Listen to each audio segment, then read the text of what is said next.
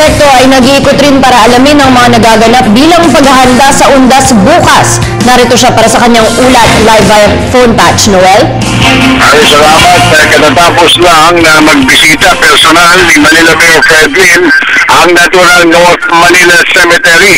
Dito'y he took time out to visit yung kanyang yumaong ina na sa looban naman mismo ng North Cemetery.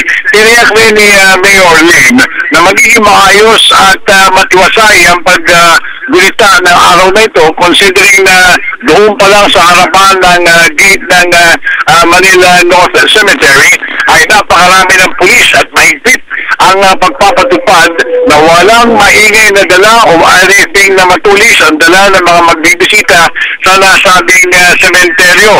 Isa rin sa kanyang binigyan ng diin ay hindi pag-iinom ng mga magbibisita sa naturang sementeryo. Mahigpit din niya pinagbabawal ang pagsusugal, ang pagpapatulog ng estéreo o radyo na dala ng mga magsisidalaw at siyempre pa ang kanyang panawagan, sana'y gawin natin matiwasay, matahimik at maayos ang nasabing araw na ito. So yun muna ulat dito pa rin sa Manila North Cemetery. Kasama ko pa rin si Larry Duon, John Erwin Navarro, Noel Perfecto para sa Television ng Bayan.